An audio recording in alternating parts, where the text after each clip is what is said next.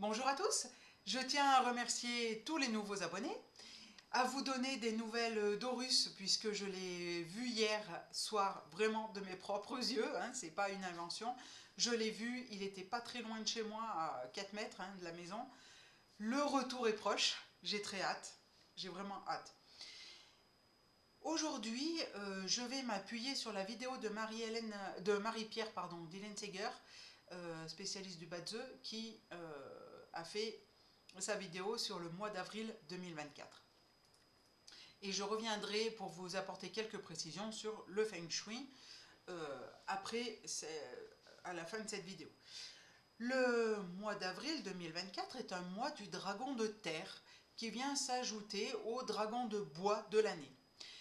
Ils ne vont pas être en conflit et se soutenir non plus. Le dragon de terre est là pour poser des murailles sur le mois d'avril 2024, des murailles qui vont nous permettre, toutes les personnes qui sont au service du constructif, de s'isoler encore plus de l'agitation ambiante et de la période, oui, je dirais, anxiogène générale, qui n'a pas lieu d'être, hein, puisque ça fait beaucoup de mousse, beaucoup d'émulsion pour pas grand-chose.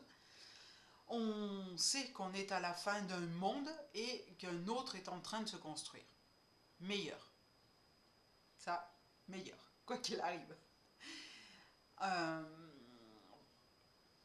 Ce dragon de terre va permettre justement au mois d'avril de se poser encore plus et de s'ancrer, de revenir sur soi-même pour justement affronter toute cette agitation ambiante. Et il permet aussi de continuer à poser les projets, les graines des projets, que ce soit professionnels, privés, pour qu'ils se développent à partir du mois prochain. Alors vous allez me dire, oui, pour certaines personnes, l'année a démarré professionnellement sur les chapeaux de roue. Sur d'autres, avec d'autres personnes, ça démarre un peu plus doucement. Pourquoi? Parce que il y a il y a des blessures à cicatriser et ces blessures ne peuvent être cicatrisées qu'avec le temps. Je parle surtout là des personnes qui ont été blessées au plus profond d'elles-mêmes par une vie avec un pervers manipulateur ou une perverse manipulatrice, qui sont harcelées de façon constante par ces gens-là. Eh bien, c'est un mois où les blessures vont enfin commencer à se cicatriser. Et il y a quand même toujours, moi je le vois pour moi, il y a quand même toujours une part de l'ombre qui essaye de revenir et de grignoter, de dire bah tiens, t'as pas compris le message, je vais t'en remettre un. Alors un peu moins compliqué à comprendre, un peu plus simple à se débarrasser, mais voilà, moi je constate ça, c'est que oui, on va vers la lumière, oui, on est aux trois quarts du tunnel, mais voilà, on sait que le monde futur sera meilleur, que la lumière va gagner sur l'obscurité, mais il y a toujours quand même l'obscurité, l'ombre, hein, le côté obscur de la force, hein, pardon pour mes métaphores de Star Wars, mais c'est tellement vrai, qui revient à chaque fois. On se croit tranquille et tout, et puis d'un coup, tiens, ah bah elle est sympa cette personne et tout. Ah non, mais en fait non. Non, non, c'est bon, j'ai compris, j'ai compris. Euh, voilà, et en fait, c'est encore des... Puisque le côté obscur de la force perd de l'énergie, c'est un moyen encore de vous dire, bah tiens, t'es sur le bon chemin, mais tant que t'as pas compris, je vais te renvoyer un peu des pics. Et donc là, bah oui, la dernière pique en date, oui, j'ai compris. J'ai compris. Je me suis un peu trop précipitée, mais bon, voilà. Et donc, pour revenir aux projets qui vont aboutir, oui, c'est pour ça que ça nécessite encore un recentrage, un équilibrage et un ancrage important pour ce mois d'avril. Pour que le mois prochain, eh bien, les projets qui mettent du temps à germer, à aboutir, eh bien, se révèlent le mois prochain, sur le mois de mai. Voilà, pour cette première partie. Je veux aussi vous apporter quelques précisions sur le Feng Shui, parce que on peut travailler sur les plans de l'habitat d'une personne ou de plusieurs personnes. Alors, on a plusieurs outils pour ça, hein. On va regarder à l'extérieur ce qui se passe, si nos animaux protecteurs sont ici ou pas, s'il y en a un qui est défaillant par rapport à un autre, ce qui va déjà nous donner une idée de ce qui se passe dans l'habitat. On va travailler sur les plans de l'habitat pour tout ce qui est secteur de vie et rééquilibrer les secteurs par les couleurs, les éléments, les 5 éléments dont je vous ai déjà parlé à plusieurs reprises, hein. L'eau, la terre, le feu, le bois, le métal, avec les couleurs qui vont bien avec, et aussi les émotions qui y sont liées, hein. Donc c'est-à-dire que dans une expertise Feng Shui, alors je dis bien une expertise, hein, parce que le conseil va être un peu plus succinct, mais dans une expertise Feng Shui, eh bien vous voyez tout ce qui est là, en fait, c'est tout ce qui va entrer dans une énergie, dans une expertise. Voilà, ça c'est un mémo pour que je n'oublie pas l'essentiel. Et ensuite arrive aussi, donc on va aider à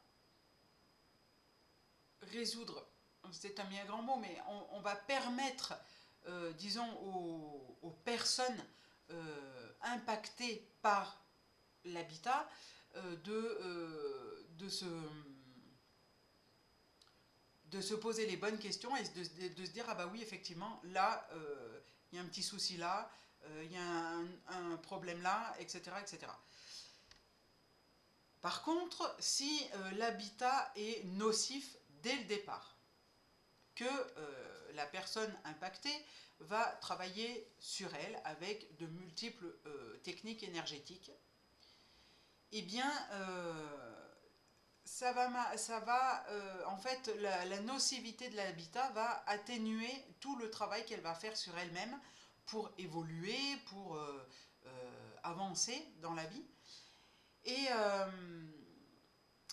c'est pour ça que parfois, soit on propose des nettoyages énergétiques, et là encore, j'insiste sur ceux qui font à distance, parce que ça coûte très peu.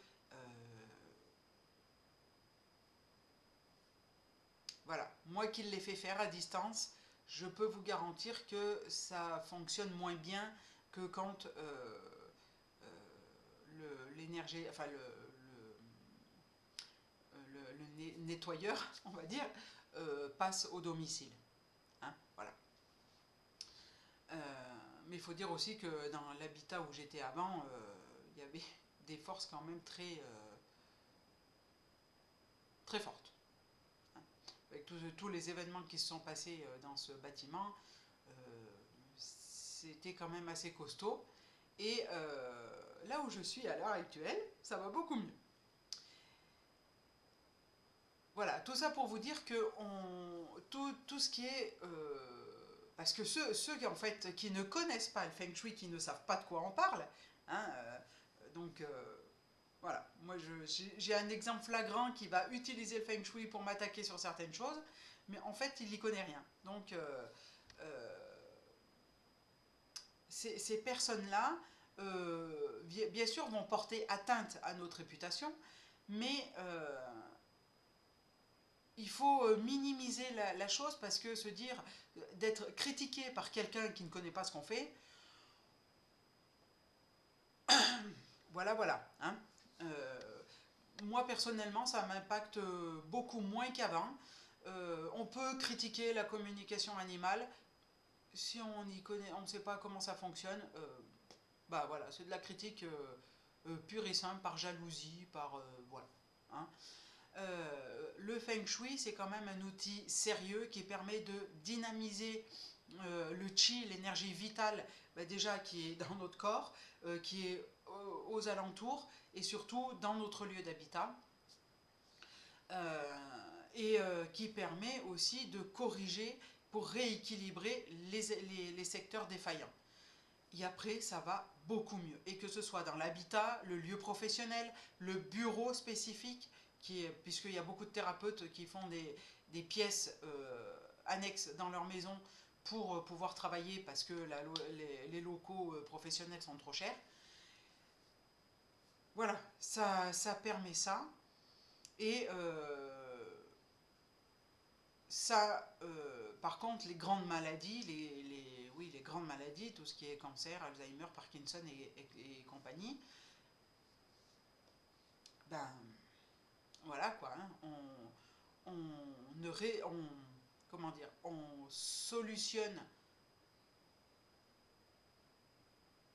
non, même pas on solutionne, on ne, tant pis, je vais être négative, mais on ne solutionne pas ces maladies-là par du Feng Shui, hein, qu'on soit bien d'accord là-dessus.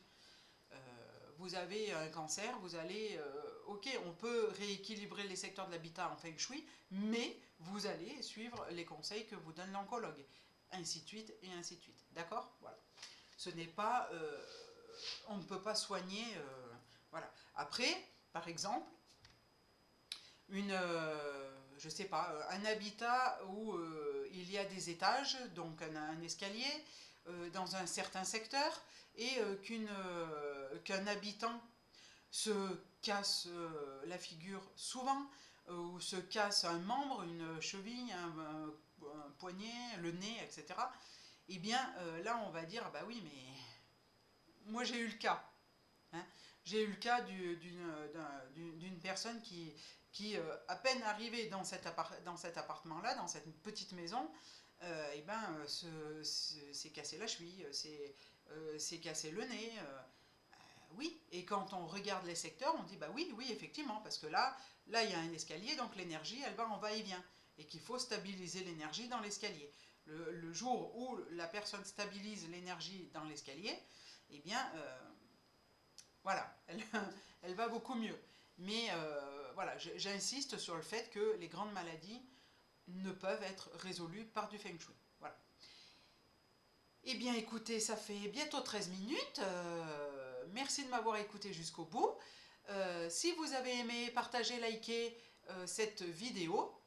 Et n'hésitez pas, pour une expertise Feng Shui, une communication animale ou un nettoyage énergétique, à me contacter, soit sur ma boîte mail à marilenallegre@gmail.com ou par téléphone au 07 88 85 91 70. Et je vous dis à très bientôt. Bye bye!